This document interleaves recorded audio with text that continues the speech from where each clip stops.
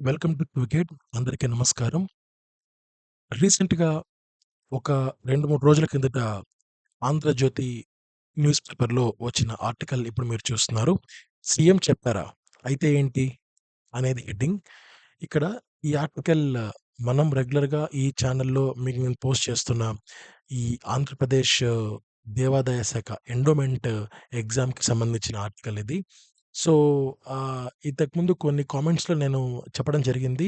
So, ముఖ్యమంత్రి గారు స్వయాన ఈ విషయం గురించి చెప్పారు. అంటే దేవాదాయ శాఖలో ఖాళీలున్నాయి. వాటిని వెంటనే భర్తీ చేయండి అని. ఎప్పుడు చెప్పారు?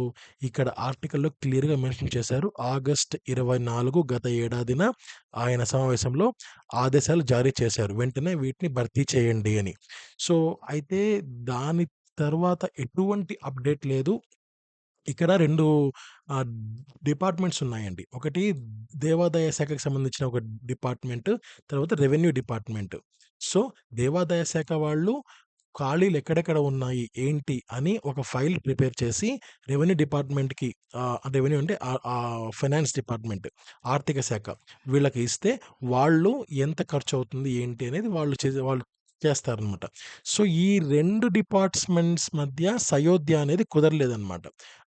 అక్కడ ఈ సమస్య వస్తుంది. అదే ఇక్కడ వాళ్ళు మెన్షన్ చేయడం జరిగింది.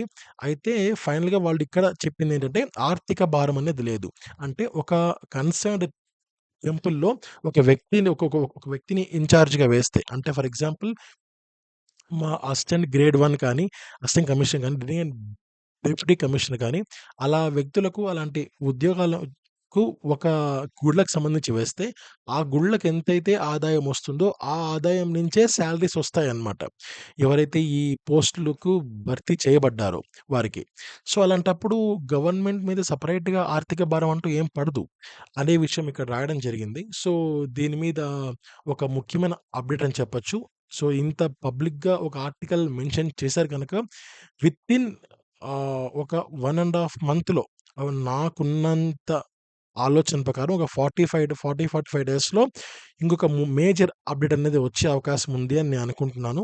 నోటిఫికేషన్ అని చెప్పలేను. బట్ లేదు ఇస్తాము.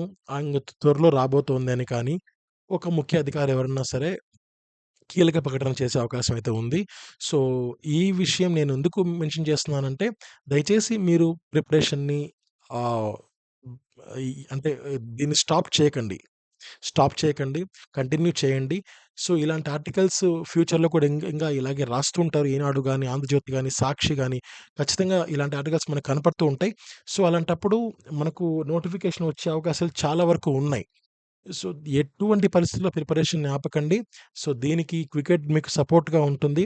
అండ్ 1-500 బిట్స్‌కి సంబంధించిన ఒక పీడీఎఫ్‌ని కూడా రూపొందించి మీకు నేను కింద కామెంట్ సెక్షన్‌లో ఇవ్వడం జరిగింది. ఒకసారి మీరు చెక్ చేయండి. తర్వాత ఇప్పటిదాకా ఉన్న వీడియోస్ అన్నీ కూడా నేను మీకు కింద డిస్క్రిప్షన్ బాక్స్‌లో విత్ లింక్స్‌తో సహా నేను మెన్షన్ చేయడం జరిగింది. ప్లే లిస్ట్ కూడా ఇవ్వడం జరిగింది. సో, ఒకసారి మీరు వెళ్లి వాటిని చూడండి. సో, ప్రిపరేషన్ మాత్రం ఎటువంటి పరిస్థితుల్లో ఆపకండి. అండ్ ఇప్పటిదాకా ఎవరైనా స్టార్ట్ చేయకపోతే దయచేసి స్టార్ట్ చేయండి. సో, ఎట్ ఏ పరిస్థితుల్లో అయినా సరే మనకు నోటిఫికేషన్ వచ్చే అవకాశం అయితే ఉంది. Thank you.